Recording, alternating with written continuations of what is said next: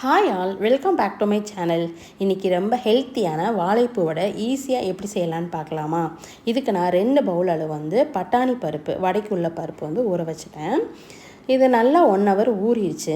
இதை தண்ணியை வடிச்சிட்டு ஜாரில் சேர்த்துக்கிட்டேன். கிரைண்டரில் நம்ம அதிகமாக இருந்துச்சுன்னா சேர்த்துக்கலாம். கம்மியான பருப்புங்கிறதுனால நான் ஜார்லேயே போட்டு தேவையான அளவு உப்பு போட்டு அரைச்சி வச்சுட்டேன். இந்த மாதிரி ஒன்றும் பாதியமாக அரைச்சிக்கோங்க. இது கூட 2 பச்சை மிளகா, ஒரு கைப்பிடி அளவு வெங்காயம், ஒரு கொத்து கருவேப்பிலை, புதினா தழை, கொத்தமல்லி தழை. இப்போ கட் பண்ணி வச்சுருக்க வாழைப்பூவையும் இது கூட சேர்த்துட்டேன். வாழைப்பூ இந்த மாதிரி கட் பண்ணி அந்த நாரெலாம் எடுத்துகிட்டு இது கூட சேர்த்துக்கோங்க. இப்போ இது எல்லாமே ஒன்றா பிணைஞ்சிருங்க. வாழைப்பூ நீங்கள் அரைச்சி சேர்க்க வேண்டாம். இதோடய சேர்த்தோன்னா அது சாப்பிடும்போது அந்த வாழைப்பூ நல்லாயிருக்கும். இப்போ எண்ணெய் காய வச்சுட்டு வடையை இந்த மாதிரி தட்ட ஆரம்பிச்சிட்டேன். நார்மலாக கடலைப்பருப்போட மசால் வடை சின்னதாக தட்டுவோம். இது கொஞ்சம் பெருசாக தட்டினீங்கன்னா அது சாப்பிட்றதுக்கு நல்லா கிறிஸ்பியாக இருக்கும். இப்போ வேக ஆரம்பிச்சிருச்சு.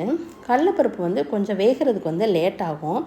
உளுந்து வடைனா சீக்கிரமாக வெந்துடும். இப்போ இந்த கடாயில் ஒரு 5 அளவுக்கு நான் போட்டுட்டேன்.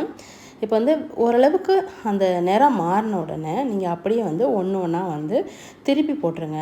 இது பெருசாக ஒன்றோட ஒன்று ஒட்டாது, அதனால் பிரச்சனை இல்லை. இப்போ எல்லாத்தையுமே நான் பெரட்டி விட்டுட்டேன். இப்போ நல்லா செவந்துருச்சு. இப்போ நம்ம போட்டிருக்க வடையை ஃபுல்லாமே எடுத்துடலாம். எடுத்து நான் தனியாக ஒரு தட்டில் மாற்றிட்டேன்.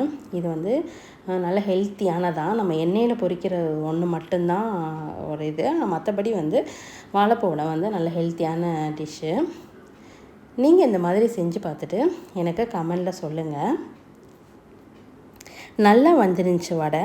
நல்லா மொறுன்னு இருந்துச்சு.